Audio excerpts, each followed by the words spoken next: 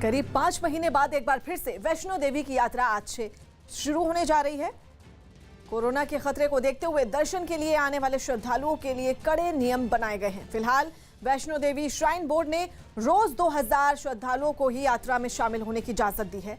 इनमें से भी 1900 श्रद्धालु जम्मू कश्मीर के निवासी होंगे, जबकि बाहर के राज्यों से रोज सिर्फ 100 यात्रियों को आने की इजाजत मिलेगी। दर्शन के लिए आने वाले श्रद्धालुओं को ऑनलाइन अपना रजिस्ट्रेशन करवाना होगा।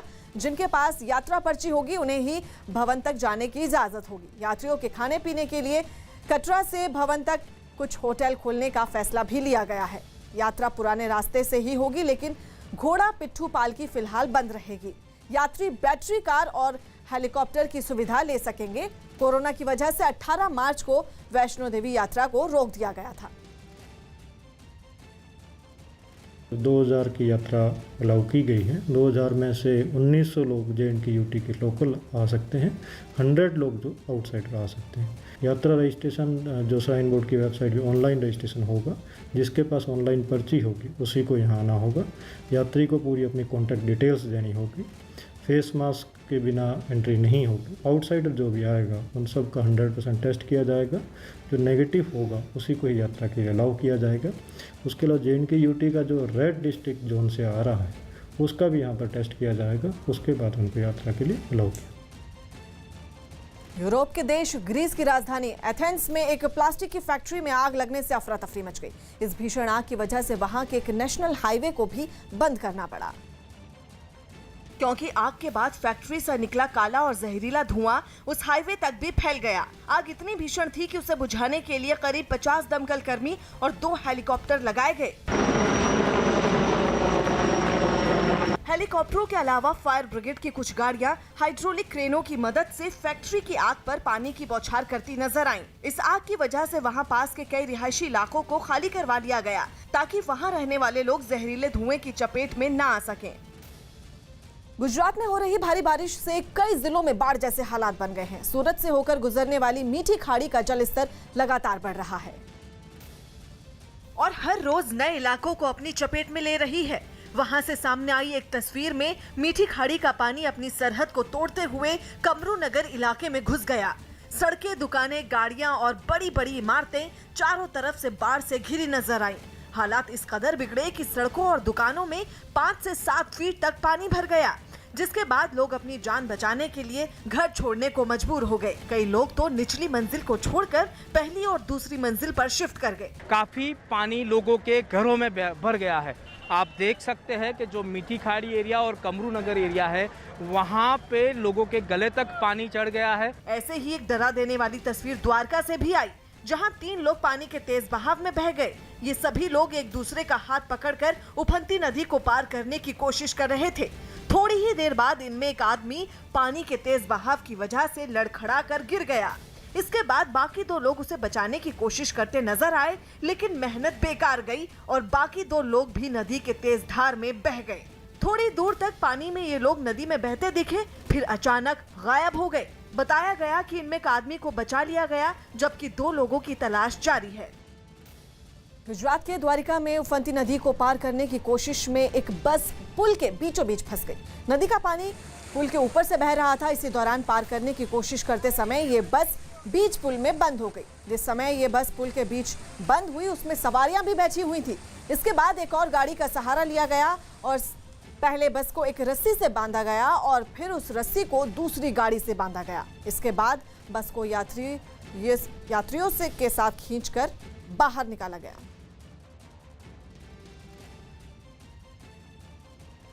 पटना के सदाकत इलाके में कांग्रेस दफ्तर में एक महिला कार्यकर्ता ने जमकर हंगामा किया। जयलक्ष्मी नाम की इस महिला कार्यकर्ता ने वहां अपने कुछ साथियों पर उन्हें टॉर्चर करने का आरोप लगाया और दफ्तर के बाहर कार्यकर्ताओं की भीड़ के बीच वो ऊंची आवाज में वहां से किसी से बहस करती सुनाई दी।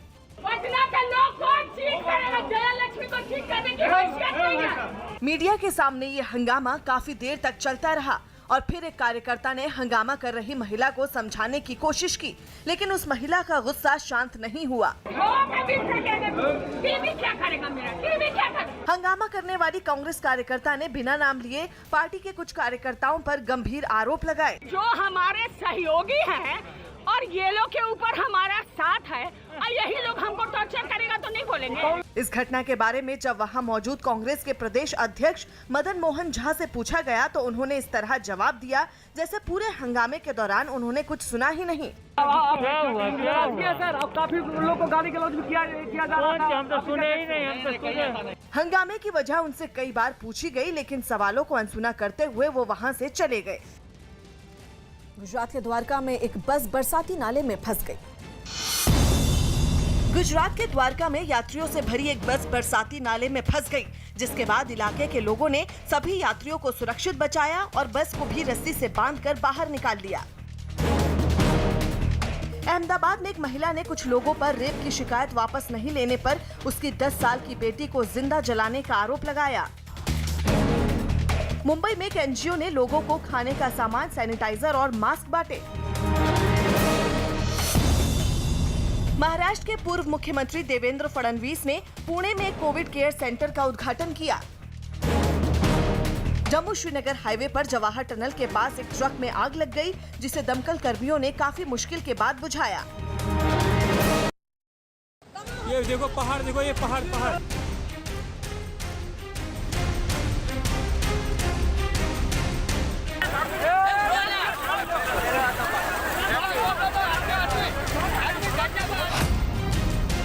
कुदरत की चुनौती, बाढ़ की विभीषिका, कहीं डूबे गांव,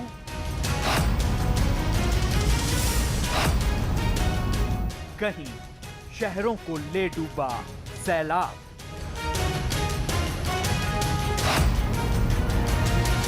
पहाड़ से मैदान तक कुदरत का कहर। ये सैलाब के कहर की वो तस्वीरें हैं जिसने आधे हिंदुस्तान में हाहाकार मचा रखा है। देश के कई राज्यों में लगातार हो रही बारिश ने हालात बेकाबू कर दिए हैं। गुजरात, राजस्थान, असम, उत्तराखंड और बिहार जैसे राज्यों से सैलाब की डराने वाली तस्वीरें सामने आ रही हैं। कुदरत की इस चुनौती ने लाखों लोगों की आबादी के सामने ऐसी मुसीबतें खड़ी कर दी हैं जिनसे पार पाना बेहद मुश्किल साबित हो रहा है। सबसे पहले आपको दिखाते हैं गुजरात की तस्वीरें।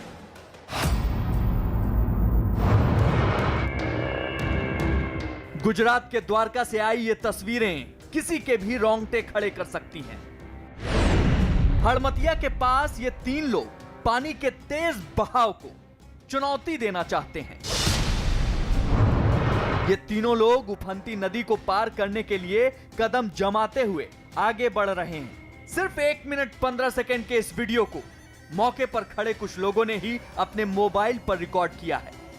अचानक बाएं साइड में चलने वाला शख्स फिसल जाता है, जिसे संभालने के चक्कर में नदी की तेज धार के आगे इन दोनों लोगों के पैर भी उखड़ जाते हैं और तीनों लोग नदी में बहने लगते हैं। ये डराने वाला मंजर देख वहां चीख पुकार मच जाती है। थाम लो। लेकिन कोई इन लहरों की रफ्तार के आगे उन्हें बचाने की हिम्मत नहीं जुटा पाता। बताया जा रहा है कि इस हादसे में एक शख्स को बचा लिया गया है, जबकि बाकी 2 लोगों का कोई पता नहीं चला है। एक बार फिर देखिए कि कैसे ये पूरा हादसा हुआ, कैसे इन्हें कुदरत को चुनौती देने की खौफनाक सजा मिली। द्वारका की तरह पाटन से आई ये तस्वीरें भी दिल दहला देने वाली हैं। लगातार हो रही बारिश की वजह से यहां सैलाब प्रचंड वेग के साथ सड़क पर बह रहा है। इसी दौरान एक ट्रक सैलाब से पटे इस रास्ते को पार करने के लिए आगे बढ़ता है। सड़क के दोनों किनारों पर खड़े लोग ये मंजर देखकर डरे हुए हैं, लेकिन ट्रक का ड्राइवर लहरों की रफ्तार की परवाह किए बगैर ट्रक को आगे बढ़ा रहा है। अचानक लहरों की रफ्तार के आगे ट्रक के पहिए फिसलने लगते हैं। ट्रक लगातार किनारे की ओर जाने लगता है। ड्राइवर स्टीयरिंग को लाख मोड़ने की कोशिश करता है, लेकिन कुदरत की ताकत के आगे मशीन की ताकत जवाब दे जाती है।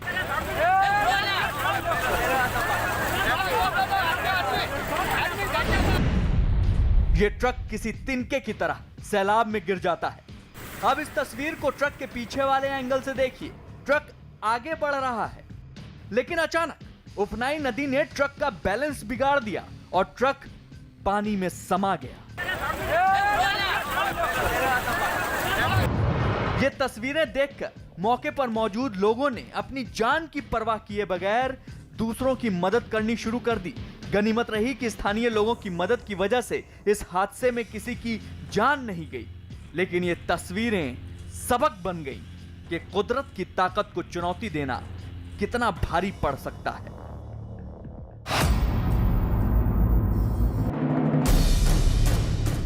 यहां मीठी नदी में आए उफान ने कमरू नगर जैसे इलाके को पूरी तरह अपने कब्जे में ले लिया है। जहां तक नजर जाएगी वहां तक सिर्फ पानी ही पानी। आलम यह हो चुका है कि कई जगहों पर 5 से 7 फीट तक का पानी है। इस बीच सबसे बड़ी चुनौती उन लोगों के सामने खड़ी हो गई है जिनके घरों में पानी घुस गया है। बाढ़ की वजह से यहां हालात इस कदर बेकाबू हो चुके हैं कि कई गाड़ियां इलाके में जस की तस फंसी हुई हैं। बचाव दल की टीम ने यहां सैकड़ों लोगों को रेस्क्यू कर सुरक्षित ठिकानों पर पहुंचा दिया है। न्यूज़ 18 की टीम मीठी खाड़ी लिम्बायत में जहां खाड़ी पूर आया है वहां अंदर पहुंची है। फायर ब्रिगेड की बोट की मदद से हम आपको वो दृश्य दिखा रहे हैं कि जहां मीठी खाड़ी लिम्बायत में किस तरह से पानी भरा हुआ है, लोग किस तरह से फंसे हुए हैं, यहाँ पे किस तरह से ग्राउंड फ्लोर में लोगों के घर के अंदर तक पानी पहुँच गया है, कमर तक लोगों के घर पे पानी है और लोग ग्राउंड फ्लोर से ऊपर तक शिफ्ट हो गए हैं। यहाँ अभी बिजली भी नहीं है, पीने का पानी भी नहीं आता है, तो लोगों को जो दिक्कतें हो रही है वो सीधा न्यूज़ 18 के कैमरे के माध्यम से हम आपको दिखा रहे हैं। जो एरिया है पूरा पानी में तरबोड़ हो चुका है। मीठी खाड़ी और कमरू नगर जो एरिया है पूरा सराउंडिंग तकरीबन 40,000 से ज़्यादा लोग इस एरिया में रहते हैं। परेशानी इसलिए बढ़ गई है कि कोई रास्ता पानी जाने को नहीं है। पानी बेग मारता है तो झोपड़पट्टी सब नीचा विस्तार रहने से सब लोग परेशान हो गए। आज कम से कम 25 से 30 हजार लोग रहते, आज सब पानी के अंदर डूबे पड़े। असल में सूरत जिले के ग्रामीण इलाकों में बारिश लगातार हो रही है। यही वजह है कि घनी बस्तियों वाले इलाके सैलाब के शिकंजे में कस चुके हैं। कमर तक पानी के बीच जनाजे की ये तस्वीरें भी उसी मजबूरी की बानगी है जो मजबूरी यहां सैलाब ने पैदा कर दी है।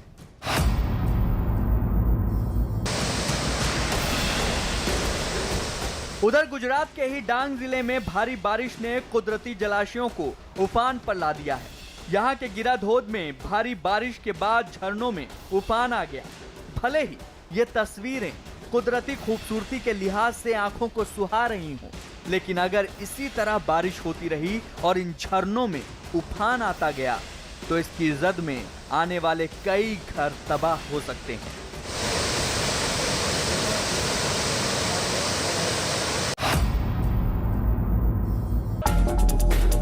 वहीं पावागढ़ में सैलाब का कहर इस कदर बढ़ता दिख रहा है कि यहाँ यात्रा धाम की सीढ़ियां तक पानी में डूबने लगी हैं। बारिश का पानी पहाड़ी इलाकों से उतरता हुआ सीधा यात्रा धाम की सीढ़ियों तक जा पहुंचा है। हालांकि पावागढ़ यात्रा धाम पहाड़ी पर मौजूद है, इसके बावजूद यहाँ की सीढ़ियों तक पानी के पहुंचने की वजह से लोग डरे सहमे हैं।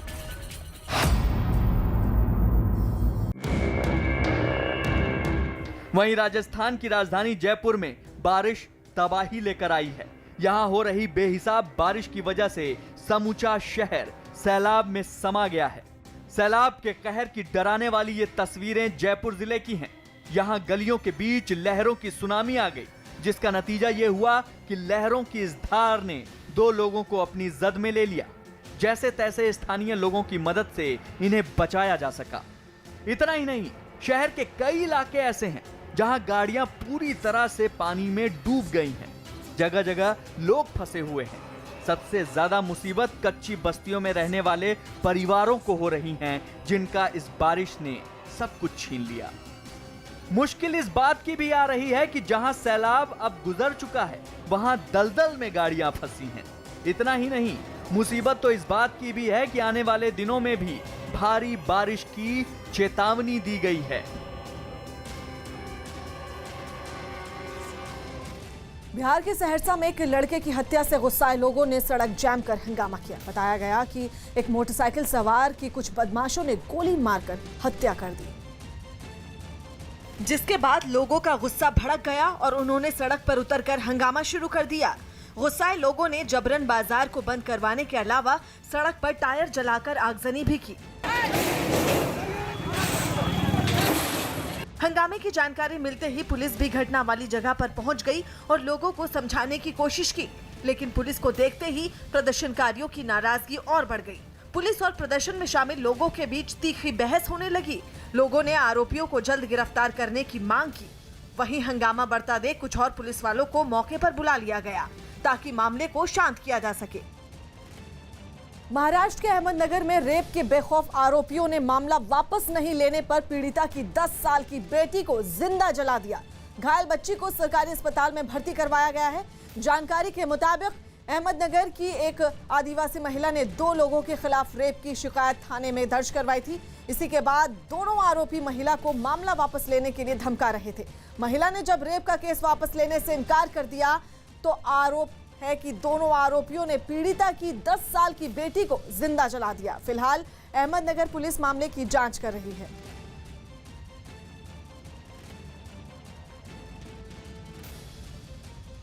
दक्षिण कोरिया की राजधानी सोल में हजारों लोगों ने सरकार के खिलाफ प्रदर्शन किया। हालांकि स्थानीय प्रशासन ने कोरोना वायरस के फैलने के खतरे को देखते हुए लोगों से भीड़ न लगाने की अपील की थी,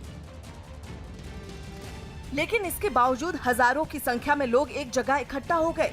इस महामारी के बीच एक साथ इतने लोगों की भीड़ डराने वाली थी। हालांकि सभी के चेहरे पर मास्क थे, लेकिन एक दूसरे से कोई भी दूरी बनाकर नहीं खड़ा हुआ। सरकार के खिलाफ अपना विरोध जताने के लिए प्रदर्शनकारी हाथों में कई पोस्टरों के साथ नजर आए। कई लोग अपने देश के झंडे के साथ भी दिखाई दिए। प्रदर्शन के दौरान हुई बारिश ने भी उन्हें टस से मस नहीं किया। लोग पहले से ही छाता लेकर वहां पहुंचे थे। उन्होंने सरकार पर नाकामी का आरोप लगाते हुए राष्ट्रपति से इस्तीफे की मांग की। खबर है कि दक्षिण कोरिया में कोरोना के नए मामले तेजी से बढ़ रहे हैं। प्रधानमंत्री ने लाल किले के भाषण में इस बार एलएसी और एलओसी दोनों का जिक्र किया। एलएसी मतलब चीन और एलओसी मतलब पाकिस्तान, यानी चीन पाकिस्तान के इस गठजोड़ से भारत पूरी तरह चौकन्ना है। चीन 2 मोर्चों पर एक छंद लड़ाई लड़ रहा है। शी जिनपिंग के इशारे पर चीन की सेना ने सीमा पर तनाव बढ़ाया और अब डोकलाम में अपना सर्विलांस मजबूत कर रहा है। उधर चीन के इशारे पर पाकिस्तान भी सीमा पर बार-बार सीज फायर तोड़ रहा है और अपने सैन्य अड्डे चीन के लिए खोल दिए हैं। चीन के नेवी की वॉरशिप लगातार कराची के नेवल बेस का दौरा कर रही है। इसका सबूत एक तस्वीर से मिला है जिसमें पाकिस्तान की पनडुब्बी चीन के जंगी जहाजों के बीच खड़ी नजर आ रही है।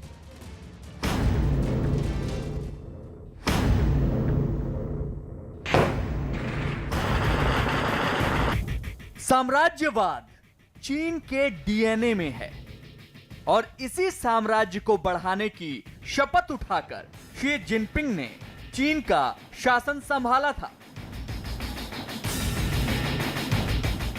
शी जिनपिंग की नीति है पड़ोसी देशों को अपने कब्जे में लेना। उसकी इसी चाल में भारत के कई पड़ोसी देश फंसते जा रहे हैं। पाकिस्तान तो चीन का गुलाम ही हो चुका है, लेकिन चीन की विस्तारवाद नीति में सबसे बड़ा रोड़ा है भारत। देश क्या कर सकता है, ये लद्दाख में दुनिया ने देख लिया है। आतंकवाद हो या विस्तारवाद, भारत आज डटकर मुकाबला कर रहा है। चीन जानता है कि भारत के रहते एशिया का सरताज बनने की उसकी मंशा कभी पूरी नहीं होने वाली। इसीलिए चीन ने छद्म युद्ध की नीति अपनाई है। इस नीति में उसका सबसे बड़ा साथी है पाकिस्तान। अपने नापाक मिशन को पूरा करने के लिए चीन इन दिनों कई मोर्चों पर लड़ाई लड़ रहा है। पहले चीन ने लद्दाख में सीमा पर तनाव बढ़ाया, उसके बाद पाकिस्तान में सीज फायर तुड़वाकर घुसपैठ बढ़ाई। चीन ने अब पाकिस्तान के सैन्य अड्डों पर अपना कब्जा जमा लिया है। साथ ही चीन सीमाई इलाकों में सैन्य ताकत बढ़ाने में जुटा हुआ है। लद्दाख में मिले करारे जवाब के बाद चीन को अब भारत से डोकलाम में भी डर सताने लगा है। भूटान और चीन की सीमा से सटे डोकलाम ट्राई जंक्शन पर चीन ने अपना सर्विलेंस सिस्टम मजबूत करना शुरू कर दिया है ताकि भारत की सेना की किसी भी मूवमेंट पर वो आसानी से नज़र रख सके। इसके लिए वहां पर अत्याधुनिक सर्विलेंस उपकरण लगाने की शुरुआत चीन ने कर दी है। चीन को डर है कि लद्दाख जैसा कड़ा रुख भारत डोकलाम में भी दिखा सकता है। डोकलाम में 2017 में भी चीन की सेना को भारतीय सेना ने करारा जवाब दिया था और डोकलाम के नजदीक उसके सड़क बनाने के प्रोजेक्ट को बंद करा दिया था।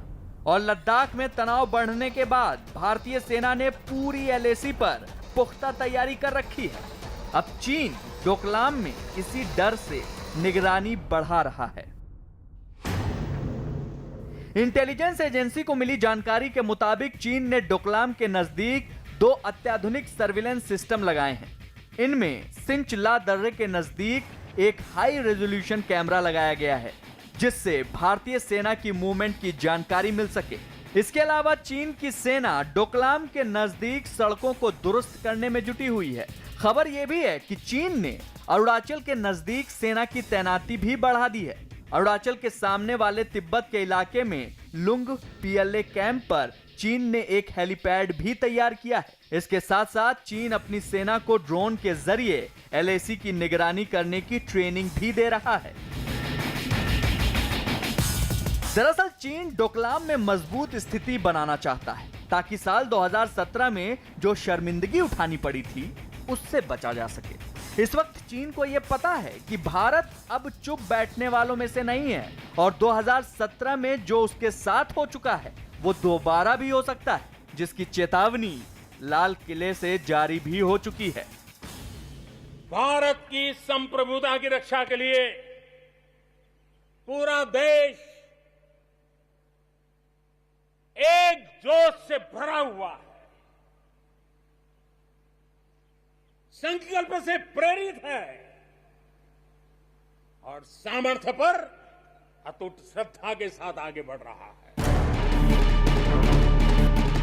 चीन सिर्फ LAC पर ही तनाव और सुरक्षा बढ़ाने में नहीं जुटा, उसने पाकिस्तान के साथ मिलकर LOC पर भी हालात बिगाड़ने की कोशिश की है। 14 अगस्त की रात भी पाकिस्तान ने जम्मू कश्मीर के पुंछ में खड़ी करमाड़ा सेक्टर में भारी गोलाबारी की और इसका उसे भरपूर जवाब भी मिला। लेकिन पाकिस्तान की कायर फौज बीते कई दिनों से बस्तियों को निशाना बनाकर गोलाबारी कर रही है। बस्ती को यह नुकसान सीमा पार से बरसे गोला बारूद से हुआ है। शाम से जब ये गोलाबारी की तो गोलाबारी में वो तीनों वहाँ मौके पर मर गए, तो एक लड़का जो था वो जख्मी हो गया। तो इसमें हम तो यही कहना चाहेंगे कि जब से ये आज की बात नहीं है, ये तो काफ़ी दिनों से, काफ़ी सालों से, अरसा दराज से ये पाकिस्तान जो है अपनी नापाक हरकतों से बाज नहीं आ रहा है, क्योंकि उसका इतना दम नहीं है, इतनी हिम्मत नहीं है कि वो हमारी सेना के साथ मुकाबला करे। जब भी पाकिस्तान की तरफ से फायरिंग होती है हमारे मकानों पे बहुत शेलिंग पड़ी है, जिसमें बहुत सारे लोग जख्मी भी हुए, कुछ मर भी चुके हैं। पाकिस्तान ने ये सब चीन के इशारे पर ही किया है। बीते 3 महीनों में अंतर्राष्ट्रीय सीमा पर पाकिस्तान ने गोलाबारी की वारदात बढ़ा दी है। इसकी आड़ में पाकिस्तान घुसपैठ कराने की कोशिश में लगा है, साथ ही कई ड्रग तस्करी जैसे काम भी अंजाम दे रहा है। पाकिस्तान चीन के इशारे पर मई के महीने में 16 बार सीज फायर तोड़ चुका है। जून के महीने में यह गिनती बढ़कर 36 बार हो गई और अगले महीने यानी जुलाई में पाकिस्तान ने अंतर्राष्ट्रीय सीमा पर 46 बार गोलाबारी की। अगस्त के महीने में अब तक पाकिस्तान 7 बार गोलाबारी कर चुका है। की मंशा यही है कि हर समय वो हमारे ऊपर फायर करके एक तो हमारा सिविलियनों का नुकसान करता है, दूसरा वो यही है कि समय ढूंढ के अपने जो मिलिटेंट्स हैं उनको अंदर भेजने की कोशिश करता रहता है। पाकिस्तान चीन के इशारे पर यह हरकतें कर रहा है। पाकिस्तान की फौज वही करती है जो हुक्म चीन से जारी होता है। यहां तक कि पाकिस्तान ने अपने सैन्य ठिकाने भी चीन के लिए पूरी तरह खोल दिए हैं। सैटेलाइट से ली गई इन तस्वीरों में दिख रहा है कि कराची के नेवल बेस पर चीन के जंगी जहाज खड़े हैं और उनके साथ नजर आ रही है पाकिस्तान की एक पनडुब्बी। सैटेलाइट की तस्वीरों में दिख रहा है कि जनवरी में चीन के जंगी जहाजों ने कराची का दौरा किया। खबर है कि इसके बाद कई बार चीन के लड़ाकू जहाज पाकिस्तान के कराची नेवल बेस पर नजर आ चुके हैं। बीते महीने भी चीन के 4 जहाज कराची में दिखे थे। जनवरी के महीने में चीन के जहाजों के साथ पाकिस्तान की पनडुब्बी भी दिखी थी। चीन भारत को घेरने के लिए उसके सबसे बड़े दुश्मन पाकिस्तान का सहारा ले रहा है। वो पाकिस्तान की जमीन और सेना का इस्तेमाल करके अपना मिशन पूरा करना चाहता है।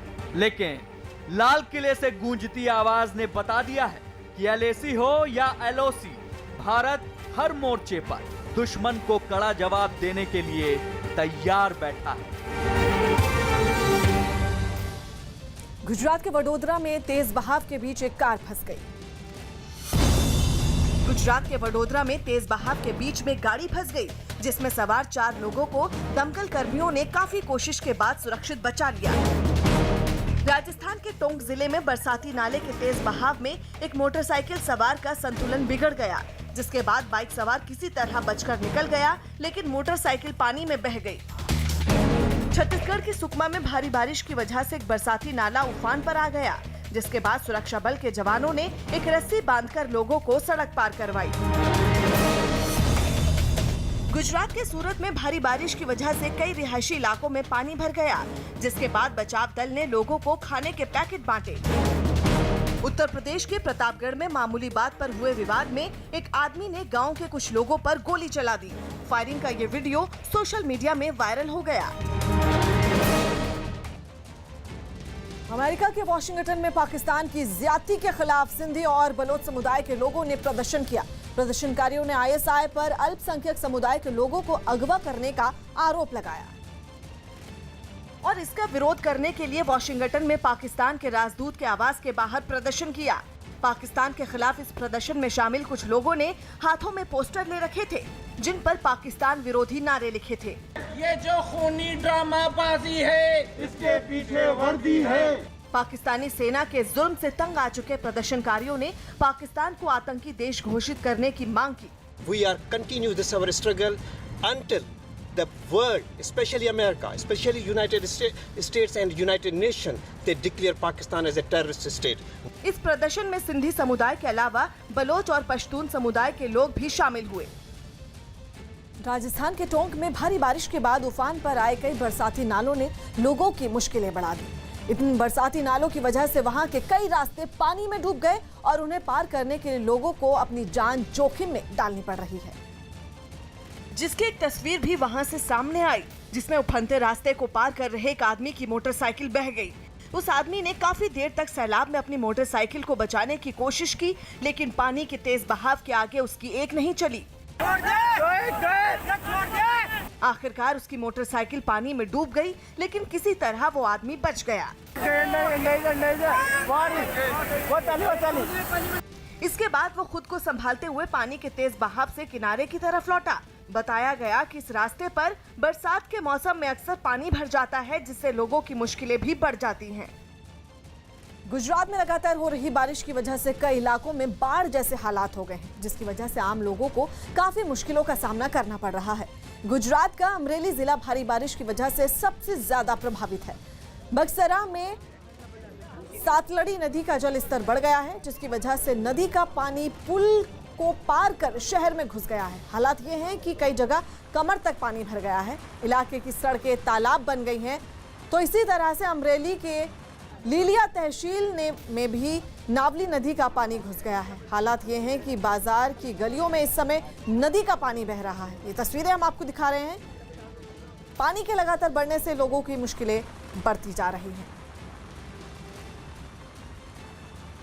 तस्वीरें आप देखिए और अंदाजा लगाइए कि लोगों के लिए इस वक्त मुश्किलें कितनी बढ़ गई हैं। गुजरात के अमरेली की तस्वीरें हम आपको दिखा रहे हैं, जहां पर सिर्फ पानी के अलावा आपको और कुछ नजर नहीं आएगा। और ऐसे में गाड़ियां देखिए पूरी तरह से पानी में डूब गई हैं और जो वहां के स्थानीय निवासी हैं उनकी मुश्किलें लगातार बढ़ रही हैं। खाने पीने की चीज़ों को लेकर लोग परेशान हैं। चारों तरफ सिर्फ पानी ही पानी नजर आएगा। मकान, दुकान सब पानी में डूबे हुए नजर आ रहे हैं। तस्वीरें देखिए आप, गाड़ी पूरी तरह से पानी में जलमग्न ये दिखाई दे रही है।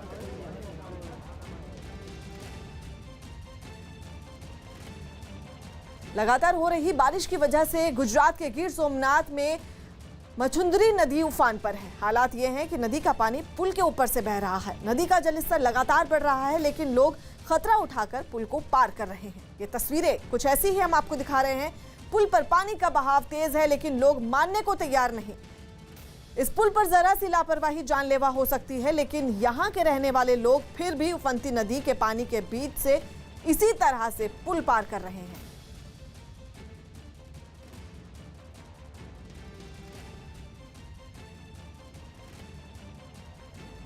लगातार हो रही बारिश की वजह से गुजरात के मेहसाणा में सड़कें नालों की तरह दिखाई दे रही हैं। हर तरफ सड़क पर बस पानी ही पानी दिखाई दे रहा है। बाजारों में भी कई जगह घुटनों तक पानी भरा हुआ है। मेहसाणा के ऊंझा में तो हालात सबसे ज्यादा खराब है। अगर इसी तरह से बारिश होती रही तो आने वाले समय में लोगों की मुश्किलें और बढ़ सकती हैं।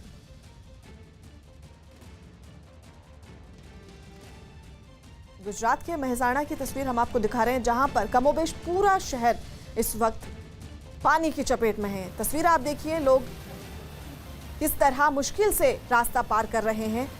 गाड़ी ये देखिए किस तरह से जलमग्न है, पानी भरा हुआ है और लोगों को आने जाने में तकलीफ हो रही है। गुजरात के मेहसाणा की तस्वीर हम आपको दिखा रहे हैं। तो वहीं गुजरात के वडोदरा में एक पूर्व पुलिस अधिकारी की कार ढांडर नदी के पानी में फंस गई। बताया जा रहा है कि अचानक पानी का स्तर बढ़ जाने की वजह से ये कार पानी में डूब गई, जिसके बाद इसको चला रहे पूर्व पुलिस अधिकारी कार की छत पर आ गए। घटना मकरपुरा धनियावी रोड की है। जानकारी मिलने के बाद मौके पर फायर ब्रिगेड और रेस्क्यू टीम भी पहुंची। इसके बाद रेस्क्यू टीम ने अपनी बोट से पुलिस के इस पूर्व अधिकारी को पानी से बाहर निकाला।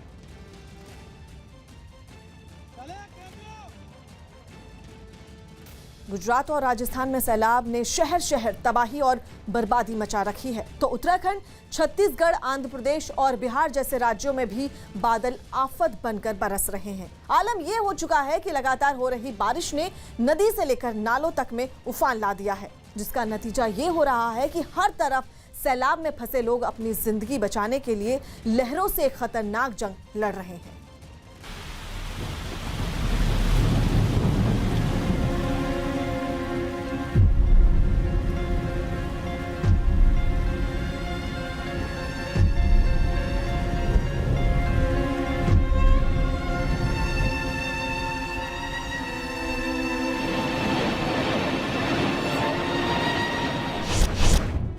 सैलाब की डराने वाली तस्वीरें।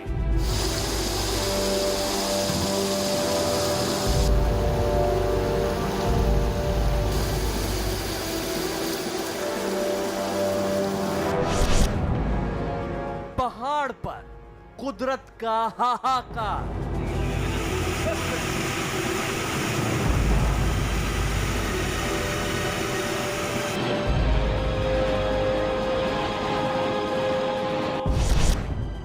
सैलाब के शिकंजे में असम।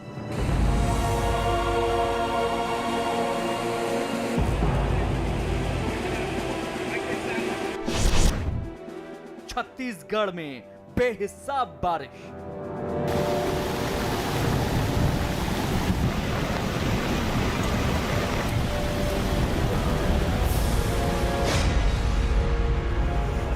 ये तस्वीरें उत्तराखंड के पिथौरागढ़ की हैं। यहाँ के बॉर्डर वाले इलाके में बरसात मौत बनकर सामने आई है। मुंशियारी, धारचूला और बंगापानी तहसीलों में इस आसमानी आफत का खौफनाक मंजर देखने को मिल रहा है। यहाँ हर तरफ तबाही के निशान नजर आ रहे हैं।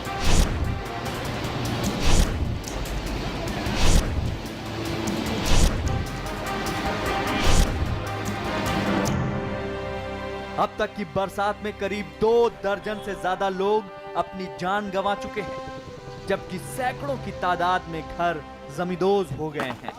पानी का तेज बहाव सड़कों को बहा ले गया।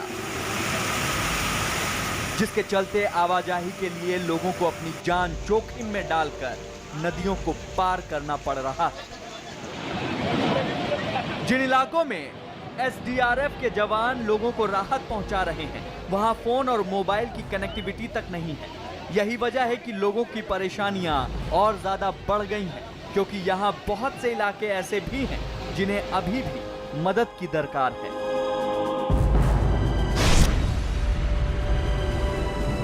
उत्तराखंड के पिथौरागढ़ के बाद अब जो तस्वीरें हम आपको दिखा रहे हैं वो असम के लखीमपुर जिले की हैं। यहाँ सिंगोरा नदी के उफान ने बेहिसाब तबाही मचाई है। सैलाब की जद में आने से यहाँ कई गांव तबाही और बर्बादी की कगार पर आ खड़े हुए हैं। बाढ़ का पानी पूरी रफ्तार के साथ सब कुछ बहा ले जाने को तैयार है। क्या इंसान, क्या जानवर, कुदरत के कहर ने यहाँ हर किसी को बेबस कर दिया है। अकेले धेमाजी और लखीमपुर जिले में अचानक आई इस बाढ़ की वजह से 30,000 लोग बेघर हो चुके हैं, जबकि सैलाब और जमीन खिसकने की वजह से इस साल असम में कुल 138 लोगों की मौत हो चुकी है, जबकि 56 लाख से ज्यादा लोग सैलाब की वजह से प्रभावित हुए हैं। आंध्र प्रदेश के कृष्णा जिले में मुन्नेरू नदी उफान पर है। आलम यह है कि लिंगाला गांव के नजदीक बने पुल पर सैलाब के पानी ने अपना कब्जा कर लिया है। बाढ़ की वजह से हालात ऐसे हो चुके हैं कि आने जाने के सारे रास्ते ठप हो चुके हैं।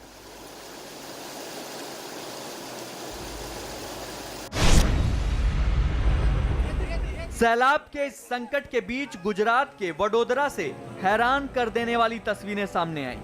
यहां उफनाई जाम्बुआ नदी की मझधार में एक कार सवार फंस गया। अपनी जान बचाने के लिए उसे कार की छत का सहारा लेना पड़ा। दमकल कर्मियों से मदद मिलने के बाद इस शख्स को बचाया जा सका।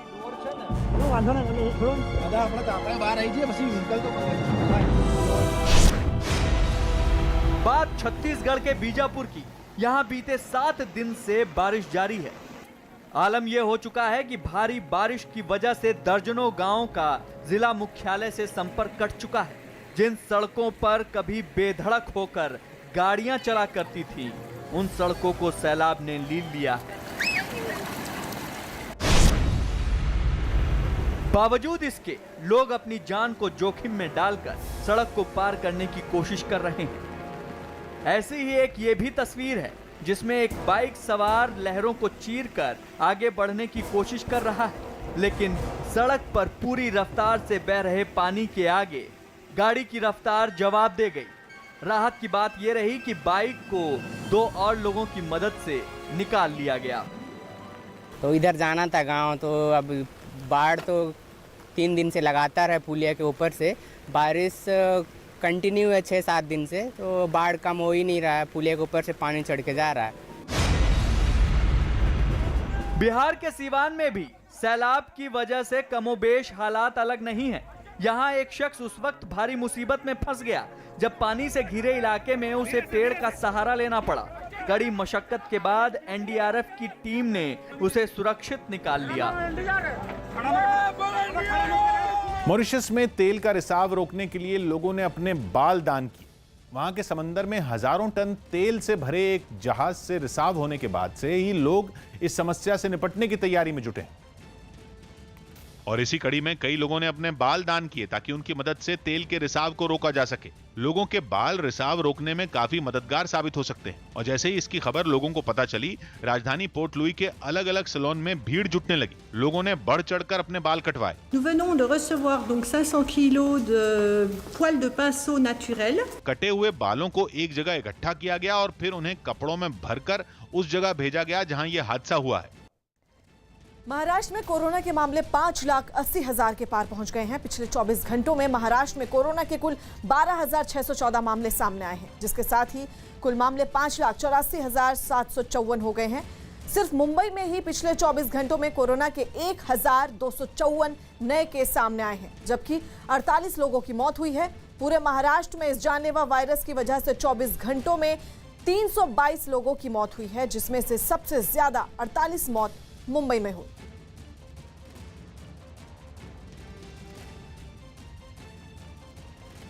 बिहार के बांका में सुशांत केस में बीजेपी के कुछ कार्यकर्ताओं ने महाराष्ट्र के सीएम उद्धव ठाकरे के खिलाफ प्रदर्शन किया। प्रदर्शन करने के लिए बीजेपी के कार्यकर्ता पार्टी के झंडे और एक पुतला लेकर सड़कों पर उतरे और सुशांत सिंह राजपूत के केस की सीबीआई जांच की मांग करते हुए महाराष्ट्र के मुख्यमंत्री उद्धव ठाकरे के खिलाफ नारेबाजी शुरू कर दी। प्रदर्शन कर रहे लोगों के हाथों में एक पुतला भी था जिस पर शिवसेना नेता आदित्य ठाकरे और संजय राउत की तस्वीरें लगी थीं। कुछ देर पैदल मार्च करने के बाद सभी प्रदर्शनकारी एक जगह रुके और वहां उस पुतले को आग के हवाले कर दिया।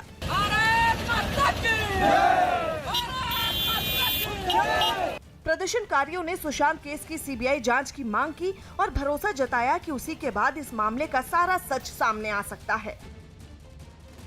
भारतीय क्रिकेट टीम के पूर्व कप्तान महेंद्र सिंह धोनी और भारतीय टीम के हिस्सा रहे सुरेश रैना अंतर्राष्ट्रीय क्रिकेट से संन्यास ले रहे हैं। हालांकि एमएस धोनी और सुरेश रैना आईपीएल खेलते रहेंगे। महेंद्र सिंह धोनी ने इंस्टाग्राम में पोस्ट करके खुद के अंतर्राष्ट्रीय क्रिकेट से संन्यास लेने का ऐलान किया है। अपने इंस्टाग्राम पोस्ट में एमएस धोनी ने लिखा, आप सभी के प्यार और समर्थन के लिए बहुत धन्यवाद। शनिवार को अपने संन्यास का ऐलान करते हुए इंस्टाग्राम पोस्ट में धोनी ने लिखा कि शाम 7:29 के बाद मुझे रिटायर समझा जाए। इसके बाद सुरेश रैना ने भी अंतर्राष्ट्रीय क्रिकेट से संन्यास का ऐलान कर दिया।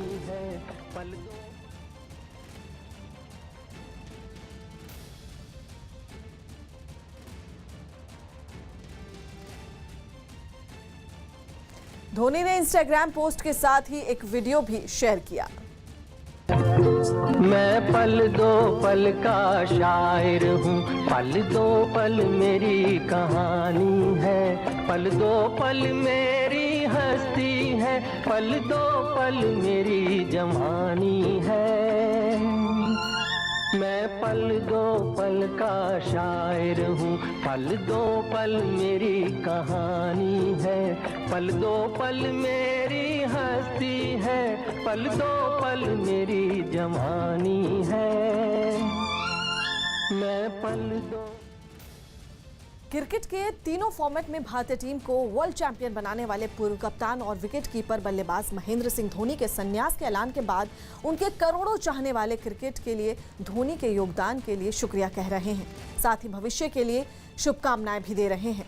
गृह मंत्री अमित शाह ने भी ट्वीट करते हुए लिखा कि एमएस धोनी के क्रिकेट के अनोखे स्टाइल ने करोड़ों को मंत्रमुग्ध किया। मैं उम्मीद करता हूं कि वो आने वाले समय में भारतीय क्रिकेट को मजबूत करने के लिए योगदान करते रहेंगे। भविष्य के लिए उन्हें शुभकामनाएं। विश्व क्रिकेट हेलीकॉप्टर शॉट मिस करेगा माही। टीम इंडिया के कप्तान विराट कोहली ने भी धोनी के संन्यास के ऐलान से भावुक हो गए। कोहली ने ट्वीट करते हुए लिखा कि हर क्रिकेटर को एक दिन अपनी यात्रा समाप्त करनी पड़ती है, लेकिन फिर भी जब आप किसी को बहुत करीब से जानते हो और वो इस तरह के निर्णय लेता है तो वो काफ़ी भावुक करने वाला होता है। आपने देश के लिए जो किया वो हमारे दिलों में हमेशा रहेगा। मुझे जो परस्पर सम्मान और गर्मजोशी आपसे मिली है वो हमेशा मेरे साथ रहेगी। दुनिया ने उपलब्धियां देखी, मैंने व्यक्ति। आपका बहुत शुक्रिया कप्तान। भारत के लिए बहुत बड़ी उपलब्धियां हैं, 2 विश्व कप जिताने की, भारतीय टीम को टेस्ट में नंबर 1 बनाने की, आईपीएल में शानदार परफॉर्मेंस है, चैंपियनशिप जिताने की।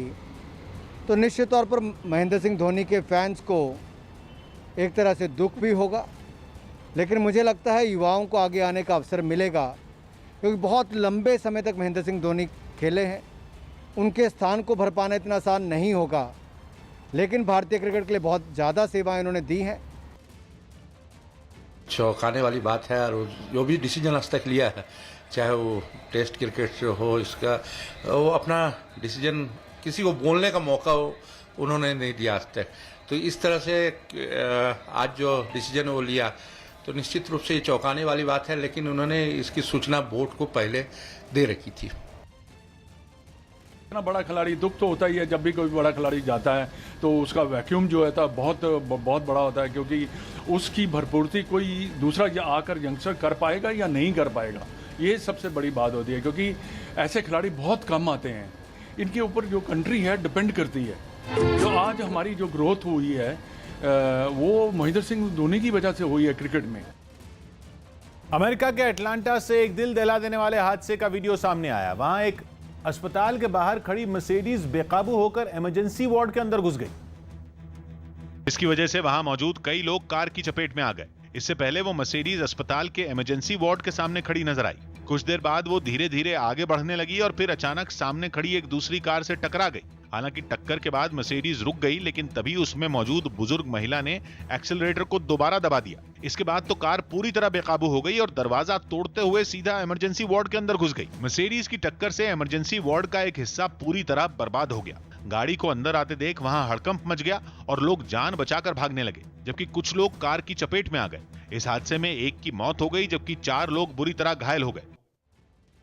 असम में बाढ़ ने एक बार फिर कई जिलों में भारी तबाही मचा दी। बाढ़ की वजह से 2 और लोगों की मौत हो गई और इस तरह इस साल अब तक 140 लोग इस आपदा के शिकार हो चुके हैं। और इसका सबसे ज्यादा असर लखीमपुर जिले में देखने को मिला, जहां सैलाब ने हजारों लोगों को प्रभावित किया। बाढ़ के पानी का तेज बहाव किसी को भी डराने वाला था।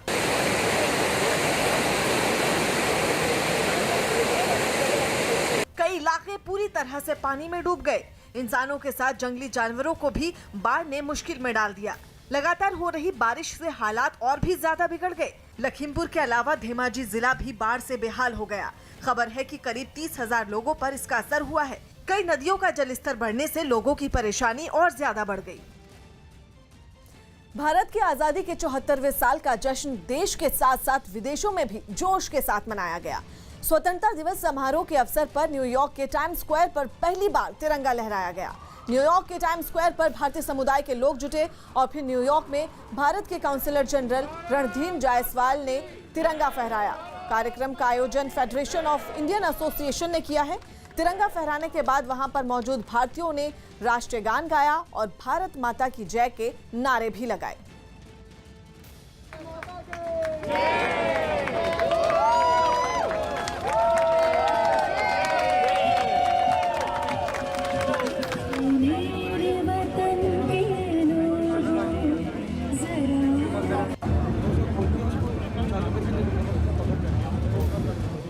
दक्षिण कोरिया की राजधानी सोल में कोरोना से बचाने वाले बस स्टॉप बनाए गए। कोरोना को काबू में करने में दक्षिण कोरिया काफी हद तक कामयाब रहा है और ये बस स्टॉप भी उनकी इन्हीं कोशिशों का हिस्सा है। ये बस स्टॉप कई तरह के सेंसर और तापमान मापने वाले कैमरों से लैस है।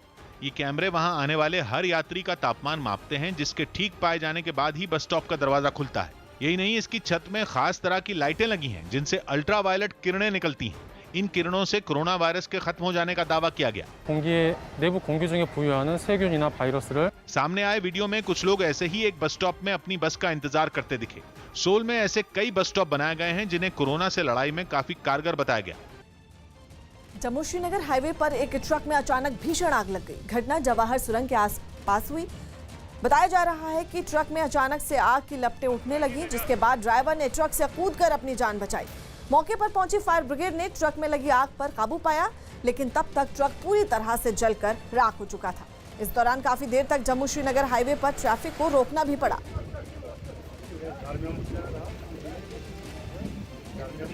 चीन के दक्षिणी प्रांत हाइनान में तस्करों के कब्जे से छुड़ाए गए कछुओं को फिर से समंदर में छोड़ दिया गया। बताया गया कि बीते दिनों तस्करों के खिलाफ बड़ी कार्रवाई कर हाइनान से 70 और जियांगसू से 29 कछुए छुड़ाए गए और इन कछुओं को फिर से समंदर में छोड़ने के लिए पानी के जहाज से ले जाया गया। इस मौके पर प्रशासन के लोग कछुओं को पानी में डालते दिखे और जैसे ही कछुए पानी में पहुंचे वो पहले की तरह तैरते नजर आए। बताया गया कि तस्करों की जांच के दौरान ये सभी कछुए मिले, जिनमें कई संरक्षित प्रजाति के निकले जिन्हें मारने पर रोक है। कुछ कछुओं को तो बचाव टीम के लोग पानी में डालते दिखे, जबकि कई कछुए पानी देखकर खुद ही समंदर में उतर गए। अमेरिका के कैलिफोर्निया में जंगल में भीषण आग लग गई। ये आग इतनी भीषण थी कि इसकी चपेट में जंगल का एक बड़ा हिस्सा आ गया, जिसे बुझाने के लिए प्रशासन को कड़ी मेहनत करनी पड़ी। इस काम में हेलीकॉप्टर भी लगाए गए, जिनके जरिए हजारों लीटर पानी आग पर डाला गया। आग की लपटों को कई किलोमीटर दूर से भी देखा जा सकता था। उसके धुएं से पूरा इलाका धुंधला दिखाई देने लगा। हेलीकॉप्टर ने कई फेरे लगाए ताकि आग को फैलने से रोका जा सके। वहीं दमकल की भी कई गाड़ियां वहां दिखाई दी। बताया गया कि भीषण आग की वजह से आसपास के इलाकों का तापमान बढ़ गया, जिससे लोगों की परेशानी भी बढ़ गई। खबर है कि प्रशासन ने जंगल के नजदीक रहने वाले हजारों लोगों को सुरक्षित जगहों पर भेज दिया है। कोरोना संकट के बीच मेक्सिको में शर्तों के साथ सिनेमाघर खोल दिए गए।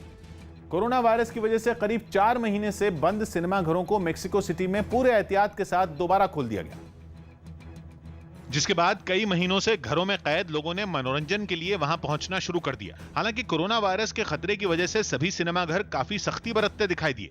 हॉल में घुसने से पहले वहां तैनात एक कर्मचारी लोगों के शरीर का तापमान जांचता और सैनिटाइजर से उनके हाथ साफ करवाता नजर आया, जबकि कुछ कर्मचारी सिनेमा घरों में लगी मशीनों और खिड़की दरवाजों को साफ करते दिखे। इतना ही नहीं, हॉल के अंदर भी एक आदमी सीटों पर केमिकल छिड़कता दिखाई दिया, लेकिन पूरे एहतियात के बावजूद सिनेमा घरों में आमतौर पर रहने वाली रौनक बिल्कुल नहीं दिखी और इक्का दुक्का लोग ही वहां नजर आए। यूरोप के देश बेलारूस में पुलिस की ज्यादती के खिलाफ हजारों लोगों ने शांतिपूर्ण प्रदर्शन किया। 3 दिन पहले वहां के राष्ट्रपति पर चुनाव में धांधली का आरोप लगाकर प्रदर्शन कर रहे लोगों की पुलिस से झड़प हो गई थी, जिसमें कई लोग घायल भी हो गए थे, जिससे गुस्साए लोग एक बार फिर सड़क पर उतरे और रैली निकालकर अपना विरोध जताया। हाथों में बैनर पोस्टर लिए इन लोगों ने नारेबाजी करते हुए शहर के बीच एक मार्च निकाला। प्रदर्शनकारियों की आवाज सुनकर कई लोग अपने घरों से बाहर निकलकर बालकनी में आ गए और झंडा लहराकर राष्ट्रपति के विरोध में उतरे लोगों को समर्थन दिया। थोड़ी देर के बाद ये लोग एक सरकारी इमारत के सामने इकट्ठा हो गए। हालात ना बिगड़े, इसे देखते हुए पुलिस वालों ने भी मोर्चा संभाल लिया, लेकिन हैरानी तब हुई जब सख्ती के बजाय जवानों ने प्रदर्शनकारियों के सामने अपने सिर झुका लिए। इसे देखते ही प्रदर्शन में शामिल कई महिलाएं जवानों को गले लगाने के लिए दौड़ पड़ी और इनमें कुछ महिलाएं जवानों के गले लगकर रोती हुई भी दिखाई दी।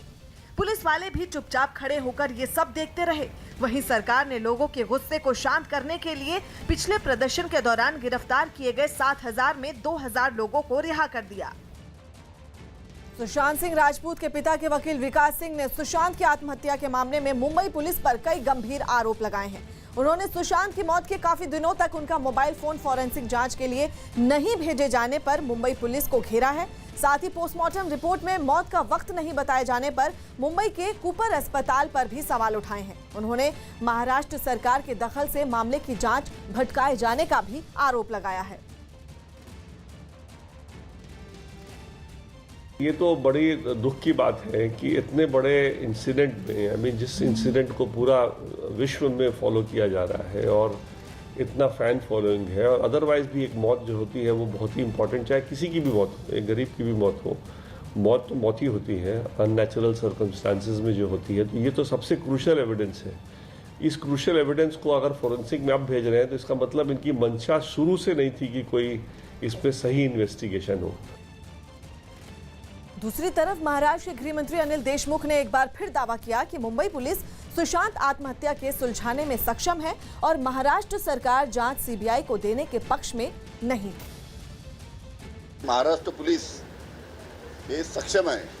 महाराष्ट्र पुलिसची तुलना स्कॉटलँड यार्डच्या पोलिसांशी होते आणि इतकी पोलीस यंत्रणा महाराष्ट्राची असल्यानंतर ही जबाबदारी सीबीआयला देण्यासाठी राज्य सरकारचा आमचा विरोध आहे। पण आता ही सध्या ही केस सुप्रीम कोर्टात आहे आणि सुप्रीम कोर्टचा काय निर्णय येतो